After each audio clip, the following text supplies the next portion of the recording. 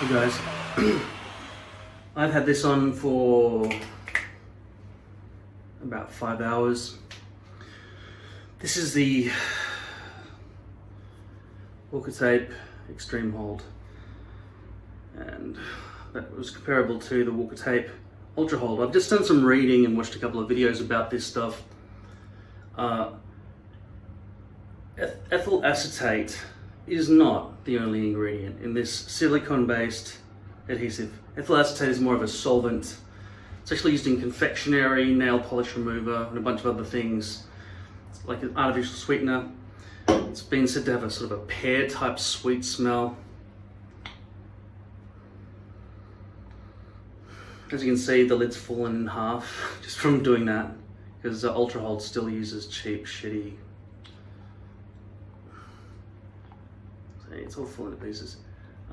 They still use terrible packaging, which I complain about constantly.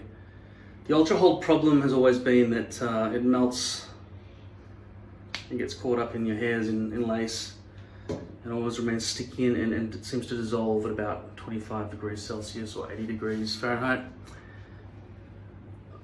When I last left you with the end of the last video, I told you that I was going to cut out this bit here because that bit's up high nicely. That's a good spot, but this bit down here is too low, so I'm going to cut that out. This will give me an opportunity to show you and myself for the first time what the adhesion is like after 5 hours, but also I can explain to you a little bit about how to cut through poly while it's on your head. As you can see over here, it wasn't put in position correctly, so I'm going to have to adjust that a bit too. Another thing I'm a bit worried about, well, not worried too much, but how does silicone, which is an ingredient in this, and they haven't written it. That's illegal, by the way, in Australia, to release a product without writing the full list of ingredients. Those omissions would make this illegal to be sold in Australia. However, I don't know how imports work. Maybe with imports they're a bit more relaxed about it because they're paying tax on top of everything else, import tax. This one lists more ingredients and does have taurine or something, something beginning with the letter T, which is a chemical that could potentially cause you skin irritation, but it has never caused me skin irritation. The only time I ever get skin irritation and itches and stuff is if I've scratched my head too much with a baby wipe, and then I spray alcohol into the new fresh wound, and then I just put the hairpiece on because I'm in a hurry and spend the next 3 weeks sort of waiting for it to heal. It's a bit itchy, but as you can just see, I was itching the back of my real head, this is my fake head, no, my real hair, so I do get itchy in my body because my body gets itchy. Under here I generally don't get more itchy than normal unless I've caused an abrasion. So,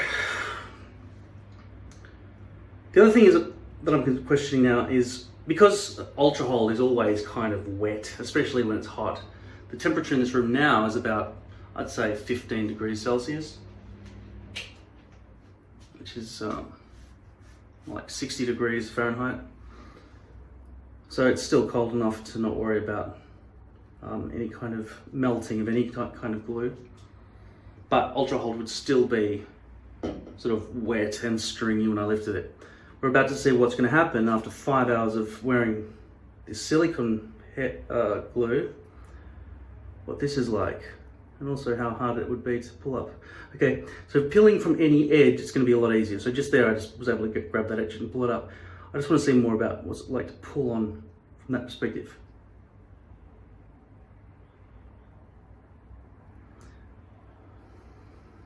Took quite a lot of effort.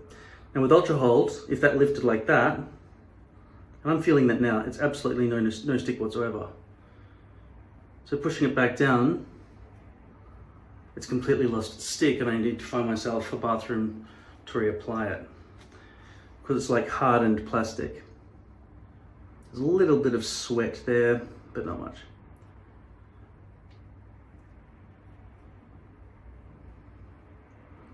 So if it was Ultra Hold, that would still be sticky, very sticky, and I just push it back down and do that, and it would be just as good basically as when I first put it on.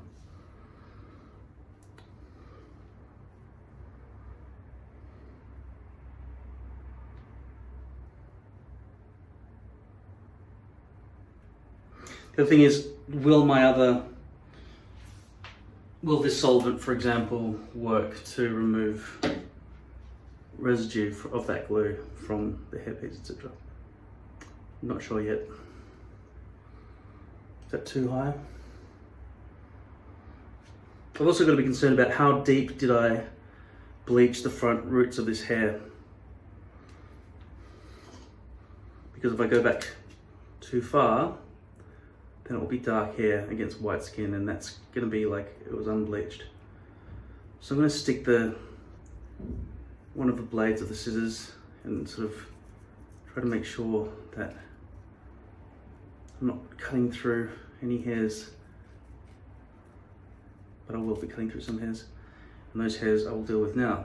So that's how much I've just cut off. Now I'm going to go across much closer, get rid of those edges where the hairs were actually cut off. That's basically unavoidable. You've got to do that.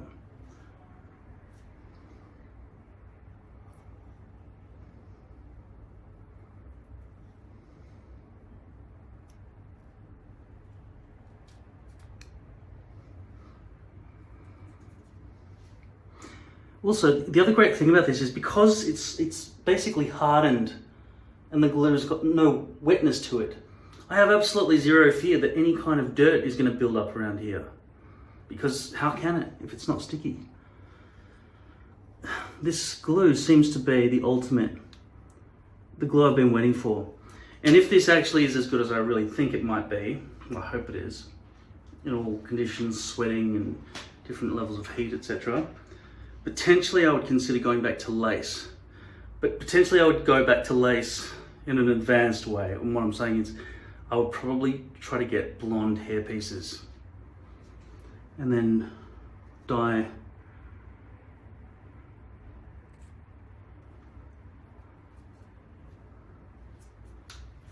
the hairpiece my own color, which could be hard to match. And it could be harder. I mean, how do you hold a hairpiece over a vat of bleach or hair dye? Like, just say, for example, you know, these things, right? They're both sort of hair dye. At the end of the day, you're left with a squirt bottle, you squeeze onto something and you sort of rub it in. I would say if I could pin the whole thing down onto something and then just use my hands with gloves to just run my hands up through it and then flip the whole thing upside down, because I just don't think that I'll be able to arrange a fly netting and pull all the individual hairs through, or clamp it down in such a way that I would get a nice distance from the base to the hair color, my hair color, probably this one, brown. It could be very hard, you know what I mean? Whereas bleaching blonde just sort of into the front sections of these ones that are already my color is quite easy.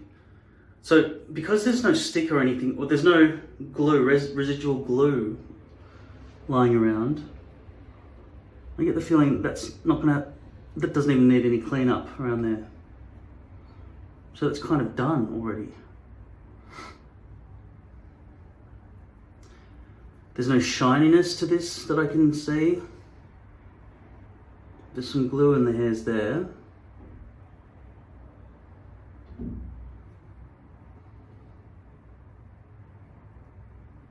And there.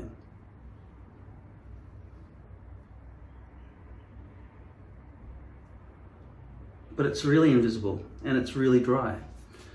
So by the looks of things, that's all there is to it.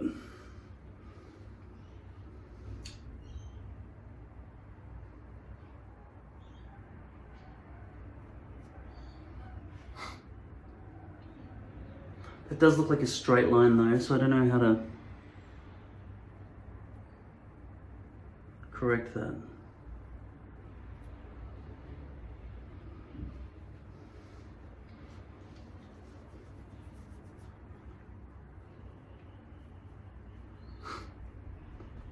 Now, since this is such a short video and that was done so quickly,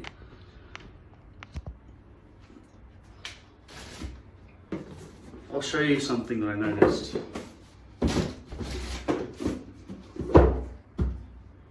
Okay, so these are the Auschwitz tags I keep complaining about, which you can't peel off. And whenever I do peel them off, it usually leaves a hole, okay? Now this is there at the very back of a full hairpiece, right? I cut out the front bit. This is a front bit here. See where the V-loops are running from nose to spine, right? That way, instead of horizontal V-loops, which are terrible. Now what I've noticed in this one, in this one, in this one, right? These are all the back halves of all the hair pieces, okay? I didn't know that I could hold this up to the light and actually see against a white tiled wall that the alignment of the V-loops. But I actually can. So if I hold this up, I can see that at the point near the sticker, they're all horizontal V-loops, like they're just finishing off the back side of what they would consider to be a hairpiece, where that would be sitting back there somewhere, right? But in here, where it would be sort of like midway, just near the crown, they're mostly nose to spine.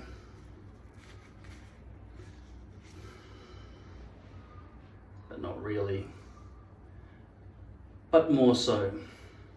So it's like a bit like that and a bit like that at that point. They haven't done it with any kind of proper concentration. They've just been, right? Not caring. So they haven't put a lot of attention to detail into the alignment of these V-loop stitchings. But in every case, those ones are horizontal, near the Auschwitz tag. So I know this will be unacceptable. However, I've bleached all of that front edge on the Auschwitz tag side. What would happen if I were now to change my mind and bleach this side instead? And then wear it like that.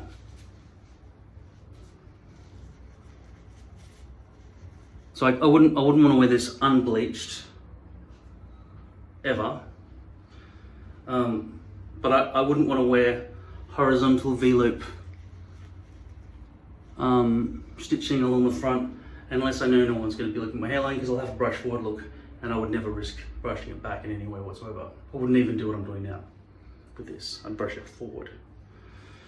So the question is, if I do bleach all of these Auschwitz taggy back end hair pieces on the opposite side, will that mean that the join is going to have a visible blondage rainbow happening back here? Because I've bleached here and here. And that brings me back to the question about a blonde hairpiece. I'll have roots that look different all the way through here, and then when my natural hair begins, the roots are different, you know what I mean? You don't want lace hair pieces with the dead ants of unbleached knots or badly bleached knots. But bleached knots could be better if they're done properly than a fully blonde hairpiece that you try to bleach yourself, try to dye yourself, because of the difficulty in aiming the dye properly. You can't just push it all on. You can't submerge it and do that in your hands with a blonde hair piece and then keep the blonde roots. No, you'd be then dyeing the knots, right? So that would defeat the whole purpose. You'd have to aim carefully somehow making sure you didn't get any of the lace knots. See this lace here, right? You don't want any of this part of it to become dark, because then you'd have the same problem as to begin with, right? Where you've got unbleached knots, which means you just throw it away or try to re-bleach it somehow. But then dyeing and bleaching, I just think everything would break after a while. So if this is the ultimate glue and it doesn't shine through and it doesn't melt, and it doesn't matter if it gets wet because it's silicone, could it be the reason to go back to lace? Or do I just stick with the poly and just continue to bleach the front edge, or in this case, the middle edge, not that side, because that's definitely got horizontal V-loops. Ideally, I could potentially be thinking, because I always buy stock pieces and I don't want to buy a custom rectangle, because it takes 8 weeks to make, and it's just something that should be already on the shelf. And I've spoken to companies about this and they just haven't made anything for me. You have to buy a dome of hair or order custom. You can buy stock domes or custom rectangles for partials. There's nothing in between. There's no stock partials. No stock rectangles that are designed to be cut out for use here or anywhere like here. They only sell a dome as stock off the shelf. Even though 80%, maybe 90% of balding men are not completely bald. So they're just destroying their chances of being the one company in the world who does this. If I was running a hair manufacturing company out of China, the first thing I would do is go, right, who are the main people who would buy our products? People who are balding. People who are fully bald, I hear you say? Yeah, maybe 10% of them would be fully bald. We'll cater that audience as well by having stock dome pieces. So that's 10% of our product. Yeah, 10%. What's the other 90%? The other 90% would be partials, because that's 90% of our customers. Anyway, they don't do that. So I'm very, very happy with this so far in the first 5 hours. I feel like if I had a shower and I didn't get too hot and steamed up from the hot water, didn't put my head under the hot water for too long, I could have a shower now.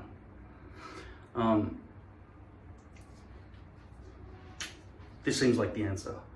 At the moment, I'm thinking, no, don't go back to lace. Stick with poly. Potentially order 8 weeks in advance and trust that they've remembered you, right? Because 8 weeks is a long time to forget, isn't it? Just, are they still working on it? Are they making all the V-loops nose to spine? Did they understand what I meant by nose to spine? They're a hair manufacturing company. Would they not understand what horizontal V-loops are and how much of a burden that is? Could they even bleach all the bottom part of the V-loop? Could they make the poly units blonde, or just take all the blonde ones?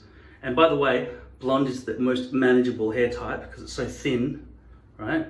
And then dye that, my hair color, above, right? And hopefully it will just bleed down, the dye will just bleed down and absorb down enough towards the root that it wouldn't be blonde and then boom, suddenly dark.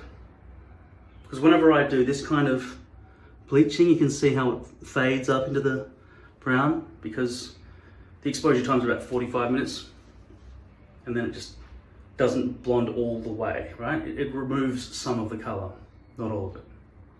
And that's how I achieve that. So, pretty happy with that. Happy that there's no residual glue sort of sticking to me. Any kind of cleanup to make that less of a straight line there is to do with contouring that bit of plastic, or maybe scratching out a couple of bits of extra V's that are just sort of embedded, and they'll probably just come out in the shower or something, hopefully. Yeah, so that's the correcting of the front hairline with scissors.